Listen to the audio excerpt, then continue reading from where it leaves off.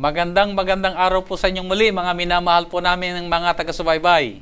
Kami po'y natutuwa na minsan pa nagkasama-sama na naman po tayo dito sa programang Oras ng Pag-aaral. Ako pong mulang inyong lingkod, Pastor Ben Casimiro.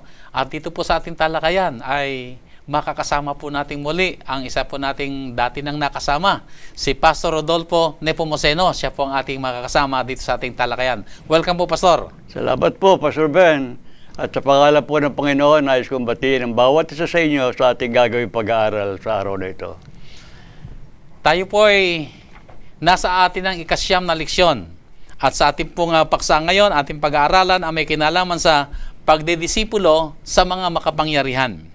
Layunin po ng ating pag-aaral na tayo po ay magkaroon ng katiyakan na kapag tayo ay tumayo sa harapan ng makapangyarihang tao, hindi po tayo tumatayong nag-iisa. Kasama natin ang banal na Espiritu na siyang nag-i-empower sa atin o nagbibigay sa atin ng lakas upang magawa natin ang kanyang ipinapagawa sa atin. At magkaroon din tayo ng kapanatagan na kung paano ang banal na Espiritu ay gumawa sa pamamagitan ng mga alagad. Meron po tayong katiyakan sa ating kapanahunan. Siya rin po ang patuloy na gagawa sa ating mga buhay. At magkaroon po tayo ng mga pakikipagkasundo sa iba na anuman ang ating kalagayang panlipunan, tayo po ay sumaksi para kay Kristo. Pero bago po tayo dumako dyan, ay napakabuting tayo muna po ay mag-anyaya sa banal na Espiritu na siya po ang siyang gumabay sa ating talakayan. At papangunahan tayo ni Pastor Nepomuceno. Okay. Tayo po ay manalangin. Ama naming Diyos na mapagpala, sinasamba namin, pinupuri namin ang iyong dakilang pangalan. At sa gabi ito ng gagawin namin pag-aaral, igawad po sa amin ang pagkaunawa at katalinuhan ng banal na Espiritu. Gayon din ay ng kapasyahan na tanggapin namin ang mga aral sa kabuhayan namin upang kami lalong maging mabungang mga alagad mo, tagasunod ng aming Panginoong Hesukristo at tagapagbalita ng mabuting ebanghelyo sa buong sanglibutan at sa lugar na aming ginagalawan. Igawad po sa amin ang katalinuhan at kapayapaan, kagalakan sa aming mga puso.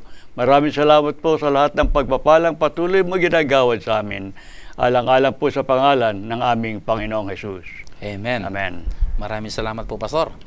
Pastor, sa ating pong talakayan ay nakita natin ang paanyaya ng Panginoong Jesus na abutin din ang mga taong hindi lang mayayaman, kundi makapangyarihan o may kapangyarihan.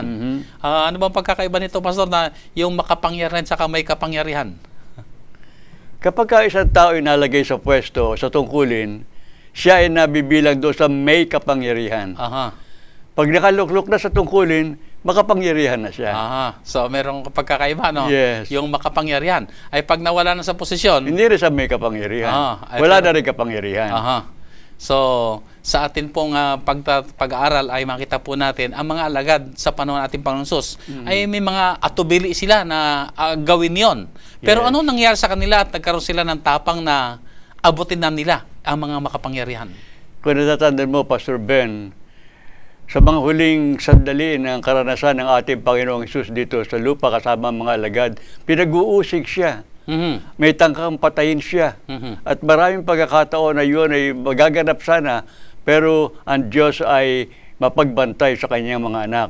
Pero nung umalis ng ating Panginoong Jesus at namatay na sa krus sa Kalbaryo at nabuhay na maguli, inatasan ng mga alagad, maghintay kayo sa Jerusalem. At darating sa inyo ang mga aliw, ang banal na Espiritu, at siyang papatnubay sa inyo, at magitan ng banal na Espiritu, makakasama ko kayo sa buong sanglibutan. At nang dumating ang banal na Espiritu sa araw ng Pentecostes doon sa upper room sa Jerusalem, mga alagad na nagkakatipon, meron pa mga alagad na iba na 120 yun lahat na nagkakatipon. Malakas na hugong ng hangin ang narinig at mga dilang apoy ay bumaba sa mga alagad na isa-isa. At dahilan doon, naging makapangyarihang lalaki at babae sila, wala nang takot, wala nang pangamba, wala nang pag-atubili, at sila'y humayo na nagbabalita ng ebanghelyo ng isang Kristong namatay sa krus sa Kalbaryo at nabuhay na maguli at muling babalik sa kanila. So, yun ang gumawa ng malaking kaibahan sa kanilang buhay. Yung pagbuhos ng banal na Espiritu. Kasi nung hindi pa nga bumubuhos ang banal na Espiritu, bagamat ang ating Panginoong Jesus ay nabuhay na maguli, pero yung mga alagad ay nagkakatipon at ang wika ng banal na kasulatan, nagtatago sa takot. Nagtatago sa takot. nangangamba sila, baka sila naman ang isusunod na. Pero noong ang ating Panginoon Jesus ay nabuhay na at napag-atasan na nga, tinanggap na nila ang kapangyarihan ng Banal na Espiritu, abay talaga namang buong tapang na sila talagang gumawa. Numero uno matatakot yan, yung si Pedro, di ba? Oo. Ay matapang naman siya sa salita, no? Pero sa oras ng pangangailangan ay talagang natalikod din. Pero nang nabago siya, nakita natin ang tunay na tapang ni Pedro sa pagiging isang alagad. So, yung karanasan ito ng mga alagad ay malaking hamon din sa atin. O marahil sabi natin, halimbawa sa atin lahat na marami rin tayong mga kapatiran, sabi natin mga alagad ng ating Panginoon ngayon na meron din takot pa sa pagpapahayag ng salita ng Panginoon. Ay hindi pa siguro naranasan ng kapangyarihan ng Banal na Espiritu.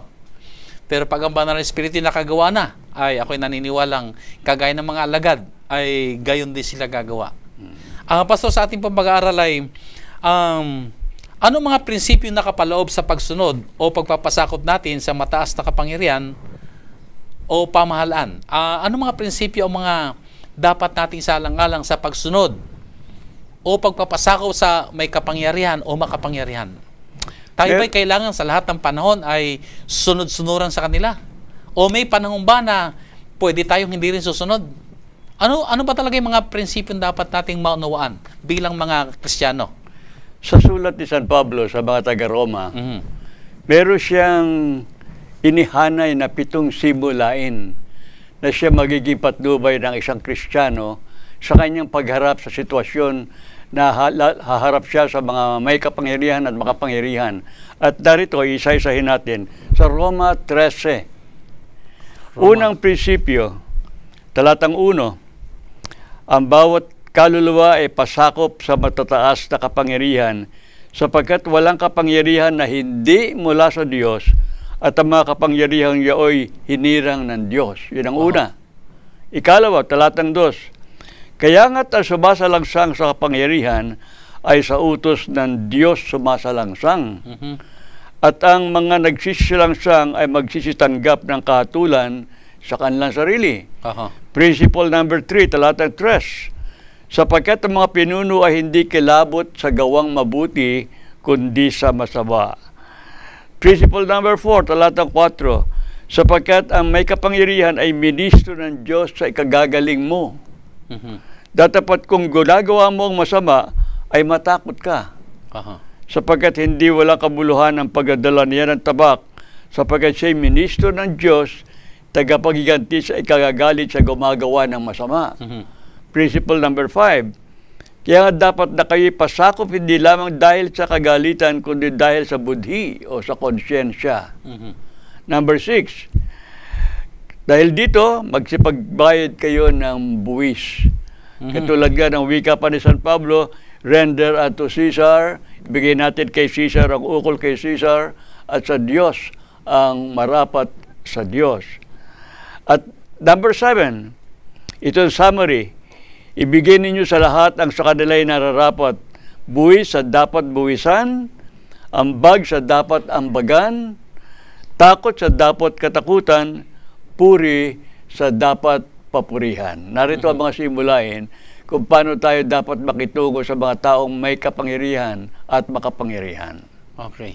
So sa masasabi ay inilatag na rin ni San Pablo rito sa Banal na Kasulatan ang mga prinsipyong nakapaloob na kung paano makikitungo ang mga Kristiyano o alagad ng ating Panginoon sa pamahalaan o dito sa mga makapangyarihan o may kapangyarihan. At hindi lamang yan, Pastor Ben, inatasan din tayo ng Diyos na ipanalangin natin ang nasa tungkulin. Yan, sapagkat sila ay mga ministro ng Diyos ay kabubuti ng mabubuti at tagapaghiganti sa mga masasama. Meron silang banal na tungkulin ginagampanan. Ang bahagi ng bayan ng Diyos, ang bawat alagad ng Diyos ay ipanalangin ang mga nasa tungkulin upang ang kanilang mga desisyon ay tungo sa ikabubuti ng bayan. So tama pala yung sinasabi rin na ang pagkakahirang sa mga pamunuan, yung mga nasa kanilang mga posisyon ngayon, ay ang Diyos din ang humirang sa kanila. Bagamat ang taong bayan ang siyang bumoboto. Pero yung tinig ng mga tao na yon ay tinig ng Diyos. Sapagkat dito napatala nga na ang Diyos ang naglalagay sa kanila. Bagamat ang tao ang bumoboto kung sino ang ihahalal, pero ang Diyos ang siya naglalagay. Merong isang popular na saway kaya tayo nadidinig lalo na kapanahon ng eleksyon o halalan. yung wika sa Latin ay Vox Populi, Vox Dei. Ang tinig ng bayan ay tinig ng Diyos.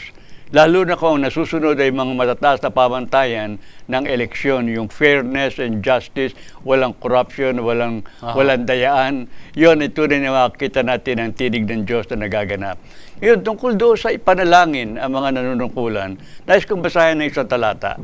Dito sa unang Timoteo 2, 1 at 2. Una-una nga, sa lahat ng mga bagay, iniaaral ko na manaing, manalangin, mamagitan at magpasalamat na patungkol sa lahat ng mga tao. Ang mga hari at ang lahat na nangasa mataas na kalagayan upang tayo mga buhay na tahimik at payapa sa buong kabanalan at kahusayan. So idalangin natin ang mga nanunungkulan sa atin. At dito binanggit ni San Pablo na ito'y kanyang iniaaral na ating ipanalangin. Sabi, ito'y ating obligasyon na bilang mga mamamayan ng ating lipunan, ipapanalangin natin ang mga leader ng ating pamahalaan. Napag-aaral natin bilang isang kalupunan ng mga tao na hindi tayo dapat na ma-involve sa politika. Pero ang involvement natin ay idalangin natin sila. Yung mabuting kalooban natin para sa kapakanan ng bayan ay makita magitan ng ating pananalangin. Palagi, Pastor, ngayon kasi sa ating panahon ngayon ay para bagang napakalaya na lamang na kahit sino ay bumabatikos at nagrarally kapag merong hindi magandang ginawa yung ating mga leader. Hindi naman natin sa kinukonsinte. Pero ang tanong siguro dito ay, naipanalangin mo na ba bago ka gumagawa ng mga pagboboykot o mga pananalitang nagpapabawa sa kanila sa posisyon? Ay napakalino ng banal na kasulatan, Pastor, pala na ipanalangin natin sila. At marahil nandito ating pamamagitang ang Panginoon ay gumawa sa kanilang mga buhay. At kung sila may kamali, ay ang Diyos ang gumawa rin ng pagtatuwid. Yes. So napakaganda mga minamahal na mga kaibigan na ito'y hamon sa atin lahat na lalo tigit tayo nag-aangkin na tayo mga alagad ng ating Diyos. Pero bilang mga alagad ng ating Panginoong Hesus, ating bang naipapanalangin ang mga nasa pamunuan? Nakikita natin marahil ang mga korupsyon, nakikita natin ang mga mali, pero nagawa ba natin naman ang ating bahagi na sila'y ating idalangin sa Panginoon o marahil ay lapitan pa, paroonan sila, kausapin sila, pagmalasakitan sila bago natin gawin ang mga bagay na sabihin natin na magbibigay ng hamon sa kanilang sila'y gumawa ng tama. Kaya magdalanginan tayo sa isa't isa at sa ating intercessory prayer, lalo na patungkol doon sa mga namumuno sa atin. So, Pastor, ito pong binanggit ninyong magdalangin na sa setsa, ito pala hindi lamang sa ating kapwa mga mananampalataya. Hindi lamang ito sa atin ng mga alagad ng ating Panginoon, kundi kasama sa mga iniaaral sa atin, idalangin natin ang mga may kapangyarihan, yung mga nasa pamunuan o nasa ating pamahalaan. At hindi lamang sa sariling bansa natin. Sasama natin doon sa mga dakong lalo na kasalukuyan na nagkakaroon ng kaguluhan. Lalo ngayon ay ang kasalukuyang problema ay sa Ukraine. Dalangin natin ang mga taong nabubuhay doon sa lugar na yon sa panahon ng bagabag at kaguluhan. So, hindi lamang yung ating sariling bansa lamang, sapagkat tayo naman talaga ay isang pamilya lamang na nanggaling lahat sa kayadan at kaiba. Eh, Pastor, paano naman kung halimbawa talagang mali naman ang mga pinagagawa? At sabihin natin na lantaran naman at nakikita natin ang mga katiwalian o sabihin natin mali ang mga ginagawa o hindi tama ang pag-uutos na ginagawa na hindi kalooban ng Diyos. Tayo ba'y nakahandang, tayo ba'y mananahimik na lamang o tayo ba'y babaliwalay na lamang ba ito o tayo ba'y susunod na lamang din dahil ito'y kanilang pag-uutos? Ano bang ating magiging katayuan sa ganito mga sitwasyon? Ang pagsunod natin ay unang-una ay sa Diyos. Kung tayo'y kailangan sumunod sa mga civil laws, sa mga pamantayan ng bayan, panuntunan ng bayan, titiyakin natin na ito naman ay hindi labag sa utos na tiyak ng ating Diyos, sa kalooban ng ating Diyos. So, una muna ang Diyos, kasunod ay ang bayan at ang ating kapakanan. At dito naman ay nakita natin, Pastor, na yung palang ating pagsunod naman sa kanila ay pagsunod natin ginagawa para sa Diyos. Dahil ang Diyos na naglagay sa kanila. Pero kapag ang kanila nang ipinapatupad ay hindi nakasang-ayon sa prinsipyo ng Panginoon, ay tama rin sinabi ni San Pedro, uunahin muna natin ang Diyos bago ang tao. Pero hindi iniuutos ng Biblia na tayo sumama doon sa mga civil disobedience ng mga kilusan. Nagrarally, kabi-kabila, na yan ay madalas na pasukan ng mga leftist elements, di ba? Pumapasok dyan ang maraming uri ng mga ideolohiya, pati ba mga isipan, na labag na rin sa pagiging, sa human rights, at gayon din naman sa good governance ng mga pamahalaan. O Pastor, kung halimbawa ay sabihin natin hindi tayo sasama do sa mga tinatawag natin nagmamarcha, ng mga lumalaban sa pamahalaan. Yes. Ay paano naman tayo maipapahayag naman yung sabihin natin halimbawa may katiwali ang ginagawa, tayo ba'y mananahimik na lamang doon? Wika nga lalo tayong manalangin. Lalo nating gawin taimtim at maningas ang ating panalangin. Katulad ba ng taong nagpapanukalang mag-asawa? Ang payo sa atin, kayo nagpapanukalang mag-asawa, kung ikaw ay minsan lamang manalangin isang araw, gawin mo 10 beses. So kung meron kaguluhan sa ating bansa, involve ang pabunuan ng ating bansa, lalo tayong manalangin ng maningas at taimtim. So ito ay ating nagiging moral obligation, na tayo ay bilang mga mamayan, bilang mga mamamayan ng ating bansa ay ipanalangin sila. Banal na tungkulin natin. Banal nating katungkulan sa kanila. Pastor, sa panahon na ating Panginoon Hesus ay nakita natin kung paanong inabot niya ang mga Pariseyo, yung mga spiritual leader, yung mga religious leader sa kanyang kapanahunan. Paano niya inabot ang mga taong ito? Na alam natin na ang mga Pariseong ito ay palagi na lamang nagbabantay ng maaaring masilip sa kanya. Yes.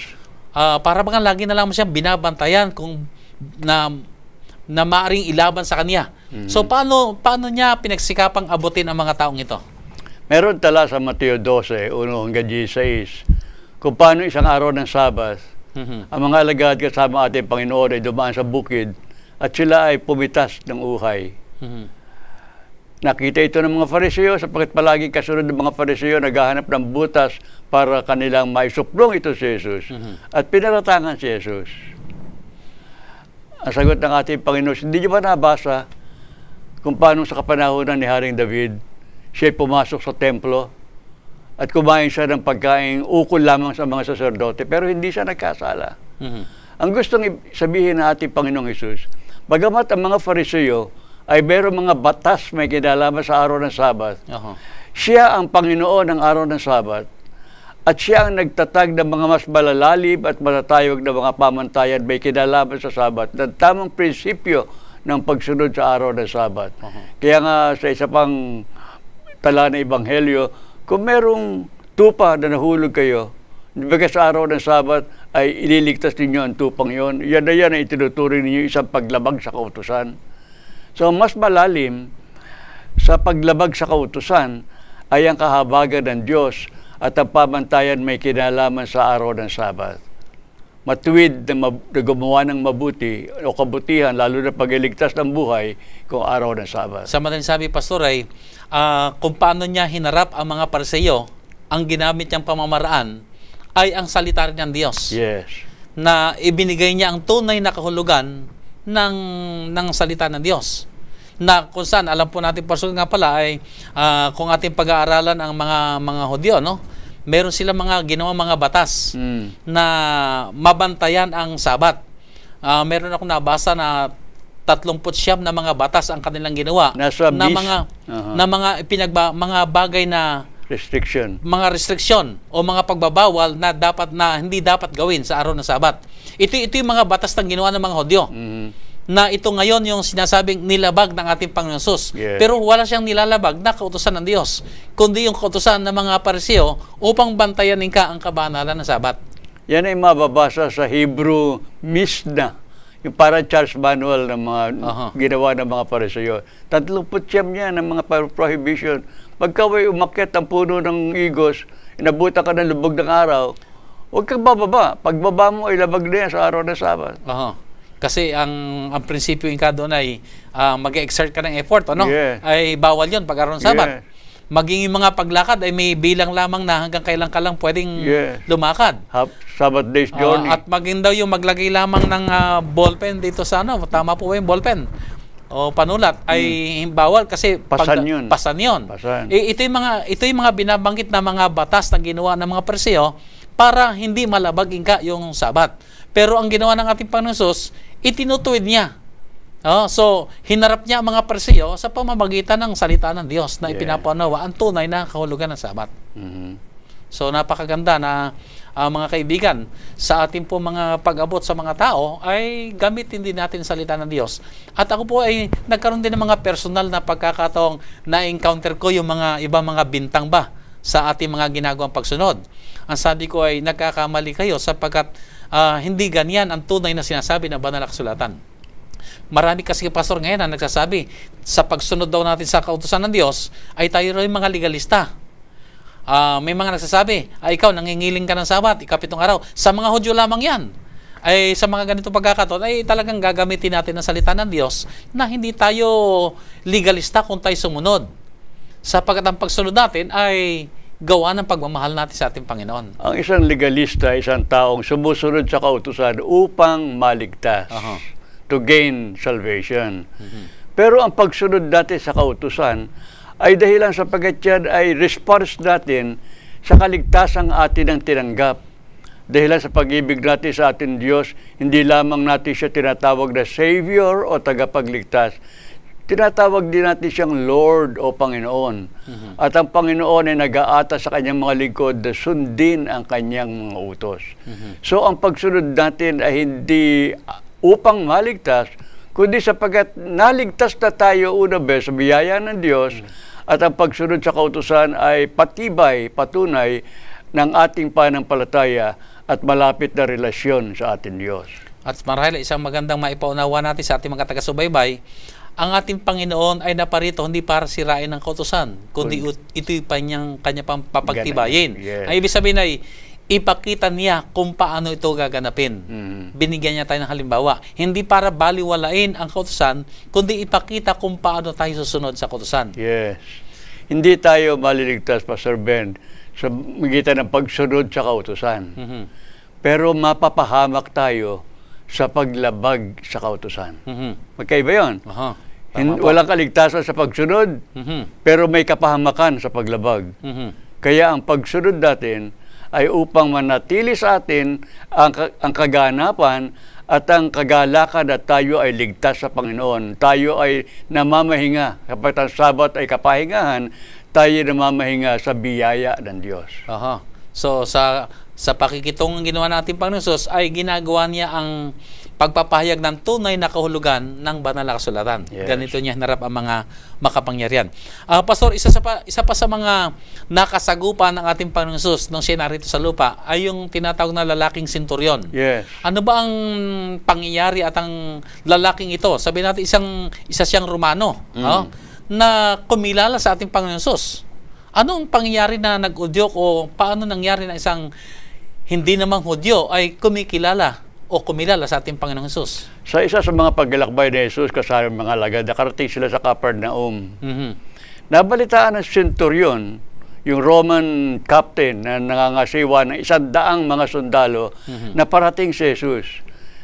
Kaya pala ay marami nang nadidig itong centurion na ito tungkol sa mga pagpapagaling at mga makapangyarihang gawa na ginagawa ng itong Jesus na ito. Kaya nakarating sa Capernaum, kinausap niya yung ilang leader ng mga Hudyo at yung mga tao. Kung maaari ay gumawa sila ng paraan para mapasabi kay Jesus na yung kanyang minamahal na alipin ay may karamdaman na natutuyot ng katawan, mayroong palsy, at kung maaari lamang ay pagalingin. Nabalitaan ng ating Panginoong Jesus ito, katasabi ng centurion, magsalita ka lamang. Hindi mo na kailangang pumunta sa aking bahay. Hindi ako karapat-dapat na dalawin mo. Hindi ako karapat-dapat na makitungo sa iyo.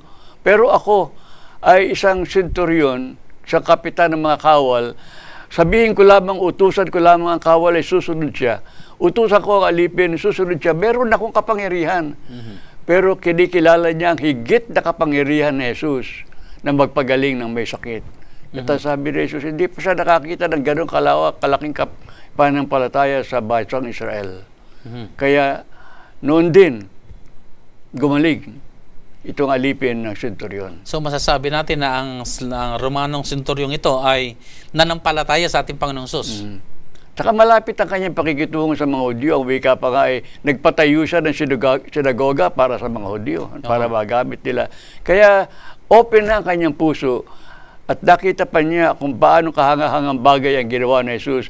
Kaya nag-respond siya at siya ay tumanggap di lamang ng pagliligtas ng ating Panginoong Hesus, kundi nadaman niya ang kapangyarihan nga ni Jesus na magpagaling ng may sakit. Pastor, gusto ko lang paglaruin yung aking isip, ano? Kung ako siguro yung nasa panahon ng ating Panginoong Hesus, ano? At nakita ko yung Romanong senturyon, marahil ay hindi ko isiping ang lalaking ito ay kikilala sa ating Panginoong Hesus. Yes. Unang-una, siya isang Romanong sundalo. May mataas na katungkulan, kaya nga tinawag na may kapangyarihan. Kasi siya ay sabi natin na, may imagine natin yung mga Romanong mga kapitan na kagaya niya, matapang, hindi basta-basta malalapitan. Yung bang sasabi natin para baga walang kinikilala yan. Kaya kaya tumaas ang kanyang ranggo dahil yan ay talagang malupit. Pero hindi ganoon ang nakita ng ating Panginoon Jesus. No? At dito ay pinakita ng ating senturyon yung kakaiba pa nga niyang pananaw. Na kuminsan tayo pa yung maaari mag-isip na malayo sa Diyos yan. Pero yung lalaking ito, na senturyon, siya pa yung may pagkilala doon sa ating Panginoong Jesus. Ang isang nakita ko dito, Pastor, pa ay alam niya ang kultura ng mga Hudyo. Na ang mga Hudyo, hindi basta nakikisalamuha sa ibang mga hindi kagaya nilang Hudyo. Kaya naroon marahil yung sinabi ng senturyon, hindi mo na kailangan lumapit sa akin. Sabihin mo lamang at yun ay magaganap. So dito ay lalong kinilala na ating Panginoon Jesus na ang lalaking ito ay may gayong napakalaking pananampalataya. Alam mo, Pastor Ben, yung centurion na palaging hawak yung tabak, Roman sword, na dalawang talim. Ginamit ito sa paglalarawan ng salita ng Diyos. Ang salita ng Diyos ay parang tabak na meron dalawang talim na humihiwa hanggang sa paghiwalay ng mga kasukasukan. Ano? So itong Roman soldier na ito ay nalantad sa salita ng Diyos. At tumugon siya, iniwanan niya yung kanyang Roman sword at ang kanyang pananampalataya ng hawakan sa kapangyarihan ng ating Panginoong Hesus, hindi lamang magpagaling, magbigay buhay, kundi magbigay ng kaligtasan. Pastor, napag-aaralan natin dito ngayon sa ating leksyon yung ginawang mga pagsaksi ng ating Panginoon sa mga makapangyarihan, gayon din yung mga alagad ay nakita natin kung paano naging matagumpay. Lahat ba ng mga ginawang pagsaksi ng ating Panginoong Hesus nung siya narito sa lupa ay gayon katagumpay na ipinakita kaagad yung pagsunod sa ating Panginoon? Hindi agad-agad. May mga pangyayaring agad-agad, may mga pangyayaring lumipas muna ang kaunting panahon. Kumbaga sa ang panahon ng pangaral ng ating Panginoong Hesus ay hindi lamang pag-aani, kundi pagtatanim. At ang halaman pagka itinanim ay take some time, tubo-tubo hanggang sa magbunga at maani. Pero dito sa kanilang panahon, ang kinikilala kasing makapangyarihan dito, yung mga Parseyo, yung Sanhedrin. Paano sumaksi ang ating Panginoon sa kanila at ano naging bunga ng kanyang pagsaksi sa kanila? Sang-ayon sa tala ng banal na kasulatan, matapos ng ating Panginoong Hesus ay mabuhay na maguli, marami doon sa mga saserdote, marami doon sa mga pamunuan ng bayan ay nanampalataya at tumanggap ng pagliligtas. Kahit na doon sa panahon ng buhay pa ang ating Panginoong Hesus, nandiyan si Nicodemo, di ba? Isang Pariseyo na nagtungo nga ng gabi sa ating Panginoong Hesus upang hindi siya malantad sa kompromiso. Pagkat siya'y pinuno ng mga Hudyo at kinikilala sa bayan, kinilala niya ang ating Panginoong Hesus. Pero hindi pa kagad sumunod? Hindi pa. Si Jose ng Arimatea, na namatay ang ating Panginoong Hesus ay binigay ang kanyang sariling libingan para paglagakan ng bangkay ng ating Panginoong Hesukristo. So, ang bunga ng gawain ng ating Panginoong Hesus ay naglalarawan din ng ating gawain ngayon ng pagbubunga na mayroong pasumandali, agad-agad, meron din namang lumalakad ang panahon. Pero walang salitang ipupunla tayo na hindi babalik, na hindi magbubunga. Sa madaling sabi, Pastor, ay sa karansan na atin nakita sa buhay ng ating Panginoon Jesus kung paano siya sumaksi. At may mga taong hindi karaka-raka tumugon. Ay huwag maging dahilan ito para tayo ay ma-discourage, Yes. na abutin sila. Manaka pa ay gawin lang natin ating bahagi at hayaan natin ang Banal na Espiritu naman ang siyang gumawa ng kanyang bahagi sa pagkilo sa puso ng mga tao na ating inaabot. Lalo ito tinatawag nating mga makapangyarihan. Pastor, sa ating pong panahon ngayon na ika-21 siglo, anong pamamaraan ang pwede magawa ng simbahan upang abutin ang mga makapangyarihan? Paano natin mabibigyan ng encouragement o anong po pwede nating maisuggest sa ating mga manonood kung paanong gagawin natin ang ginawa ng ating Panginoon Jesus na abutin ang mga makapangyarihan? Sapagkat ang ating pinangaral ay mabuting balita ni Jesucristo, walang iba tayong paraan magagamit kundi yung pamamaraan din ni Jesus. Siya'y nakihalubilo sa mga tao, siya'y nagmalasakit sa mga kapansanan ng mga tao, siya'y nagpakain ng mga may gutom, nagpagaling ng may sakit, bumuhay ng patay. Ang kanyang pakikitungo ay hindi lamang pangmaramihan. Nagpakain ng marami, libo-libo, pero nakikitungo siya ng isahan on a one-to-one basis. Ganyan ang pamamaraan na ang bawat isa sa atin ay maging kasangkapan sa pagkahikayat ng isang kaluluwa marahil malapit sa atin, asawa, kapatid, magulang, kamag-anak, kaibigan, kaeskwela, kasama sa negosyo, yung man taong maaaring maabot ng influensya ng ating buhay, ay ibahagi natin ang ating pananampalataya. Ibig sabihin, Pastor, ay yung approach natin sa mga pangkaraniwan, ay ito pa rin approach na itong gagawin natin doon sa mga mayayaman at makapangyarihan. Yung binanggit mo nga na yung pamamaraan ng ating Panginoong Jesus, na actually ito ay mayroong naisulat si Ellen G. White doon sa kanyang aklat na Ministry of Healing, sa page 143, na Christ's method alone will give true success in reaching the people. Na doon ay inilahad niya yung inabot niya ang tao, nakiisang damdamin, pinaglingkuran niya, kinuha niya ang kanilang mga simpatya, nawon nila ang kanilang confidence, at saka sila nagyaya sa ating Panginoon. So, unang... Ibig sabihin, ito pa rin, Pastor, ang ating approach. Yes, walang iba. Ang unang hakbang ay pakikipagkaibigan. So, para maabot natin ang mga makapangyarihan, ay talagang kailangan tayong lumapit sa kanila. At palagay ko, Pastor, ay gagawa rin ng kaibahan yung tamang attitude. Meron ako nabasa, Pastor, ng wika ay, hindi ka magkakaroon ng tamang pagkilos kung mali ang pag-iisip. Ang ibig sabihin ay, pag negative ang ating iniisip, negative ang ating aksyon. Kaya marahil ay, kung negative ang ating pananaw sa mga makapangyarihan, ay mahirap tayong gumawa ng mabuti sa kanila. Kaya talagang kailangan tayong lumapit sa kanila at ipakita natin yung magandang pananaw na tayo nagmamalasakit. Yes. At napakagandang malaman ng mga nasa pamunuan, napakagandang malaman ng mga nasa kapangyarihan na tayo mga mananampalataya ay nananalangin para sa kanila at hinahangad ang pinakamabuti sa kanila. Yun ang magandang magagawa natin, na i-open natin sa kanila ang pintuan ng pakikipagkaibigan, na tayo nagmamalasakit sa kanila, idinadalangin natin sila na nawa ang kanilang panunungkulan ay maging matagumpay sapagkat sila ginagamit ng Diyos na parang ministro na maghahatid ng kabutihan at pakinabang sa tao dahilan sa kanilang mabuting pakikisalamuha, mabuting pangunguna sa bayan.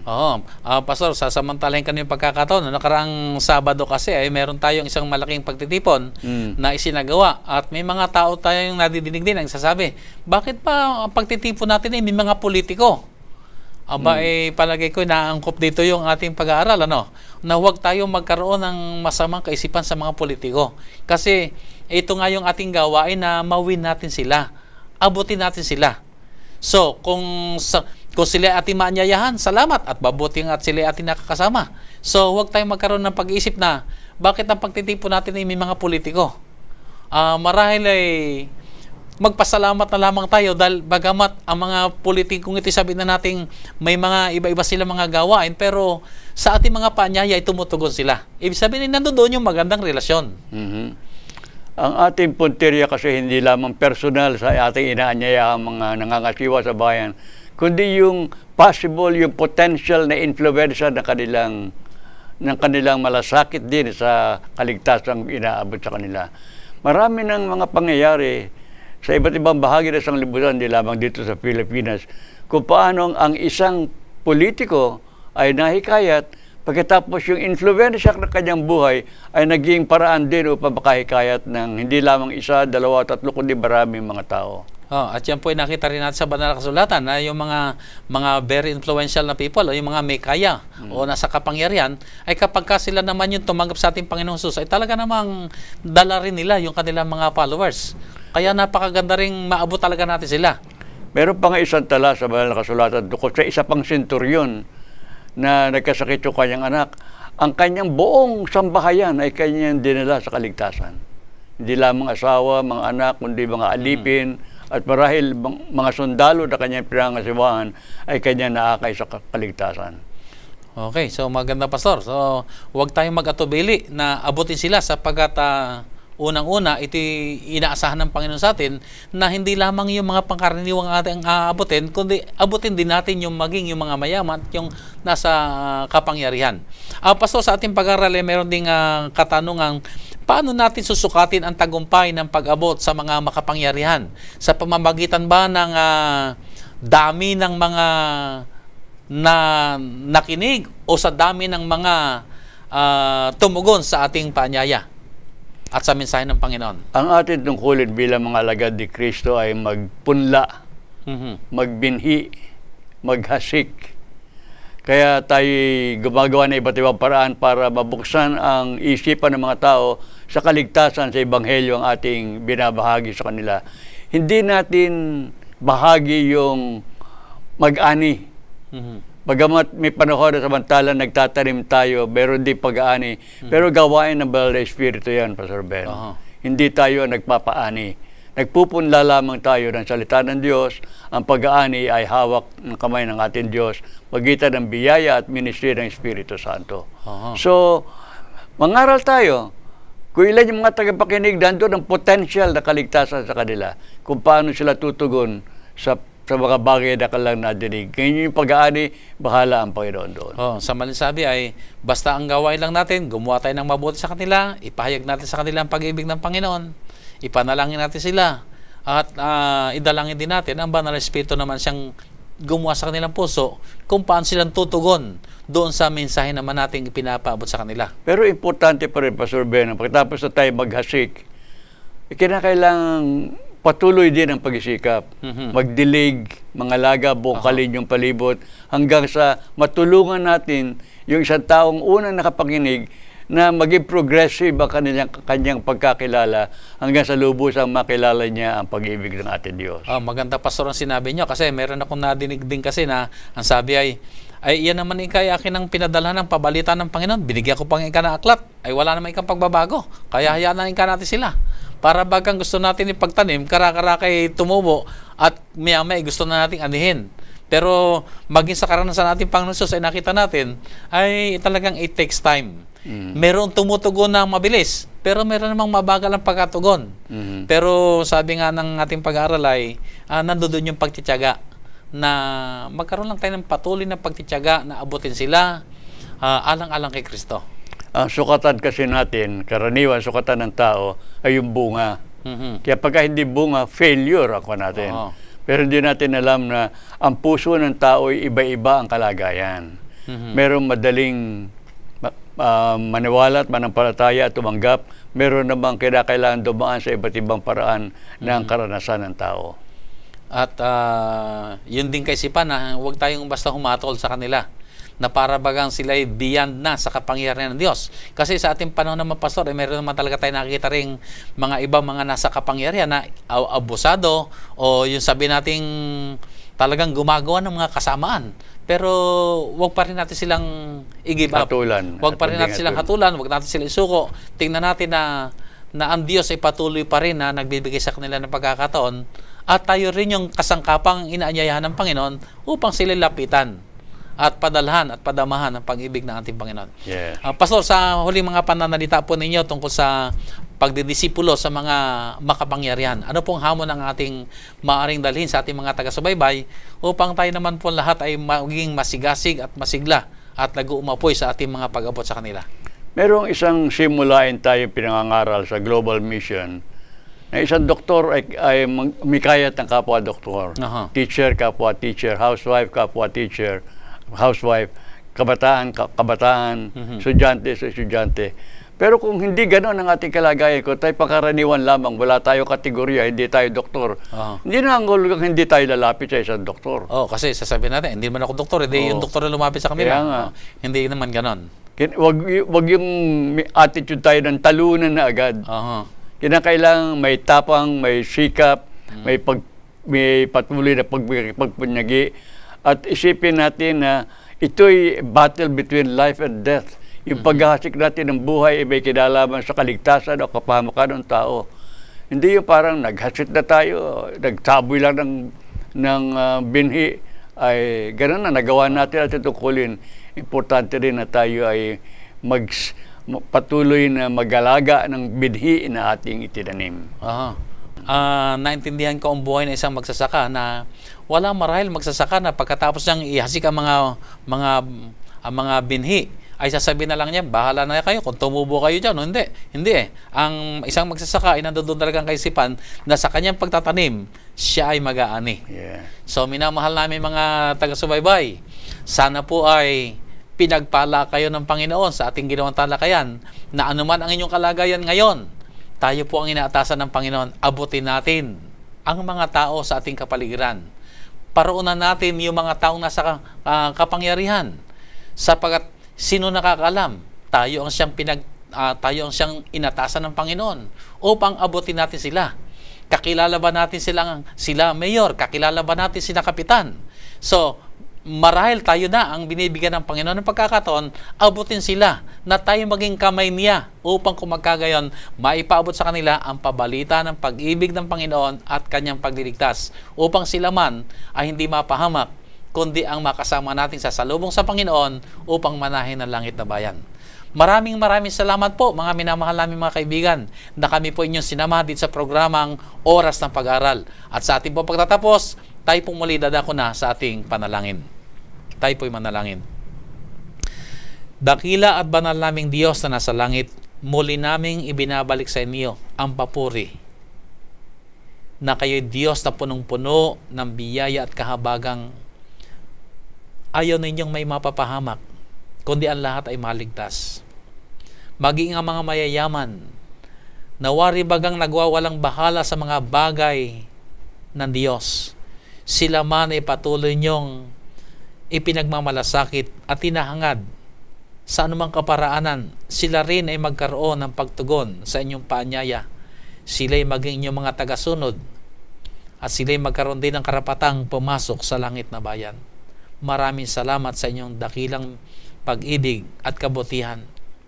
At narito naman kami, Ama, na inyong mga lingkod, tumutugon sa inyong paanyaya, maging inyong mga kinatawan, nagagamitin upang kumagkagayon, maipadama sa kanila ang inyong pag-ibig, madala sa kanila ang pabalita ng kaligtasan, maging kasangkapan po ninyo kaming gagamitin upang kumagkagayon, maunawaan nila ang inyong panukala sa kanilang mga buhay. Pagpalain niyo po kami, Panginoon, na inyong mga tagasunod.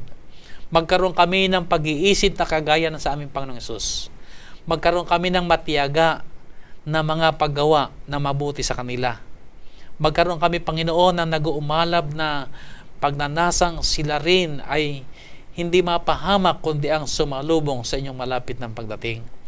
Pagpalain niyo pong muli, Ama, ang aming mga taga-subaybay, saan man sila naroon ngayon, ano man ang kanilang kalagayan ngayon, papagyamanin niyo po sila, Panginoon, sa inyong pag-ibig, sa inyong kagalakan. At ang kami lahat, O Diyos, magkaroon ng karapatan, maging kasangkapan po inyong gagamitin sa inyong nagtatapos na gawain. Tugunan, Panginoon, ang pangangailangan ng bawat isa amin. Managana kami, Ama, sa inyong mga kabutihan. Salamat po sa pagtugon sa aming mga dalangin. Alang-alang po ang lahat sa dakila at banal na pangalan ng aming Panginoong Hesus. Amen. Amen.